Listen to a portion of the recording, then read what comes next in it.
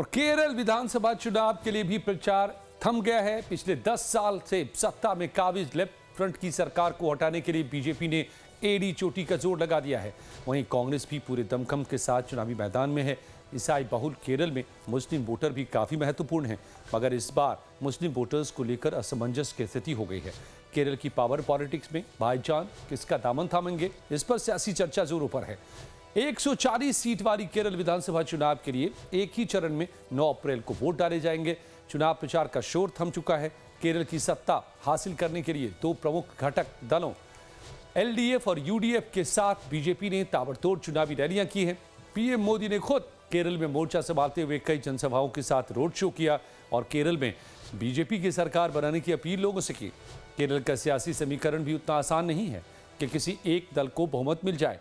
ईसाई बहुल केरल में मुस्लिम वोटर काफी तादाद में हैं। प्रदेश की सत्ता की चाबी 45% अल्पसंख्यक आबादी के वोट में छिपी हुई है और इस अल्पसंख्यक वोट में मुस्लिम और ईसाई दोनों धर्म के मतदाता हैं। कहा जाता है कि केरल में अल्पसंख्यक वोट जिस पार्टी को जाता है उसी की सरकार बनती है। मुस्लिम वोट है और 18% क्रिश्चियन वोट है। ये दोनों मिलकर जो इस बार चेंज का एक माहौल है केरल में, क्योंकि इस पिछले कई दफा मतलब 10 साल से वहाँ पे सीपीएम लेफ्ट फ्रंट की एलडीएफ का सरकार है। तो इस बार एक माहौल है वहाँ पे, एक यूडीएफ कांग्रेस वाला जो नेतृत्वाधीन जो अलायंस है वो इस बार कोशिश कर रहा है। तो उसके लिए वो अलग अलग रणनीति बना के ही इस बार कैंपेन किया। तो मेरे ख्याल से इस बार चुनाव मुस्लिम जो वोट है और क्रिश्चियन का जो वोट है, ये वोट थोड़ा बहुत एलडीएफ से छोड़ के यूडीएफ की तरफ जा रहा है। दरअसल केरल की कुल आबादी में करीब 26.60% मुसलमान हैं। मुसलमान वोटरों का मल्लपुरम, कोझिकोड और कासरगोड इलाके में खासा प्रभाव है। इसके अलावा भी कुछ सीटों पर इनका प्रभाव है। वहीं करीब 18.4% ईसाई समुदाय मध्य केरल के कोट्टायम, इडुक्की और एर्नाकुलम जिलों में निर्णायक भूमिका निभाता है। ऐसे में इन दोनों समुदाय का झुकाव किसी भी गठबंधन के लिए गेम चेंजर साबित हो सकता है।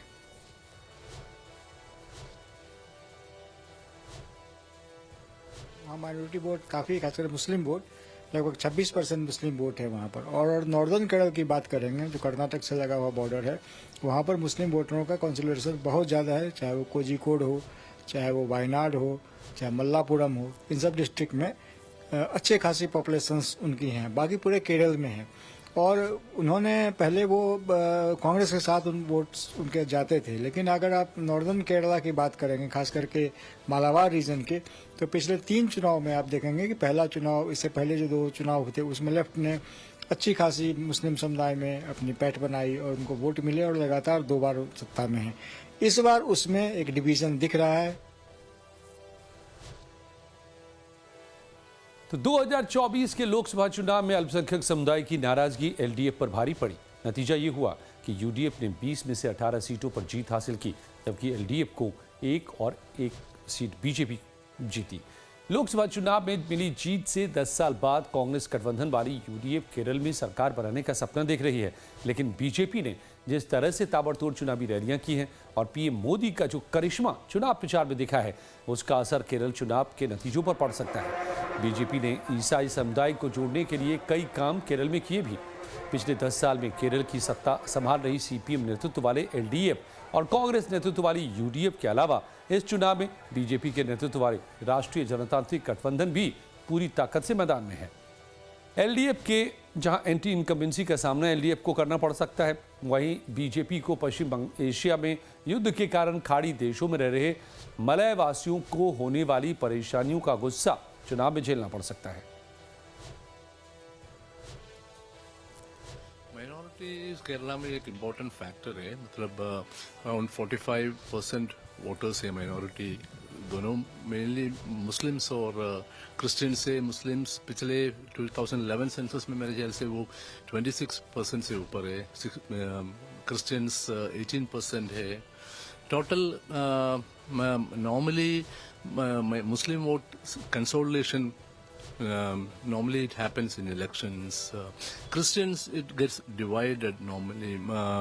That we saw in last elections also. पिछले वो 2021 में चुनाव में भी हमने देखा वो क्रिश्चियन वोट्स डिवाइड हो रहे थे, वो इसलिए ना वो कम्युनिस्ट पार्टी को भी वोट देगा।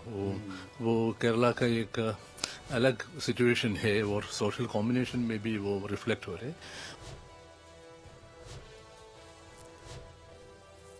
तो बीजेपी केरल में वोट शेयर भले ही बीजेपी का सीमित हो, लेकिन उसकी मौजूदगी और बढ़ती राजनीतिक सक्रियता ने विपक्षी दलों की रणनीति को प्रभावित किया है। माना जा रहा है कि ज्यादातर मुस्लिम मतदाता ये देखकर वोट दे सकते हैं कि किसे रोकना है और कौन रोक सकता है। इसके विपरीत बीजेपी हिंदू वोट को एकजुट करने के साथ ही ईसाई वोटर्स में अपना आधार बढ़ाकर केरल की सत्ता की कुर्सी हासिल करना चाह रही है। केरल में बिछ गई है चुनावी बिसात। चुनाव में अब बहुत कम वक्त बाकी है और ऐसे में 9 अप्रैल के चुनाव के लिए 45% अल्पसंख्यक होंगे गेम चेंजर साबित। कौन किसके पाले में बैठा है, कौन किसके साथ खड़ा है, मुसलमान किसको वोट करेंगे और ईसाई धर्म से जुड़े लोग किसको वोट करेंगे, इस पर एलडीएफ की भी नजर है, यूडीएफ की भी नजर है और भारतीय जनता पार्टी की भी नजर है। यानी इस बार केरल में चुनाव बहुत दिलचस्प है और देखना यह भी दिलचस्प होगा कि 45% के गेम चेंजर इस बार किसका खेल बनाते हैं और किसका खेल बिगाड़ते हैं। वीडियो जर्नलिस्ट आकाश के साथ रजनीश सिन्हा, लाइव टाइम्स, दिल्ली।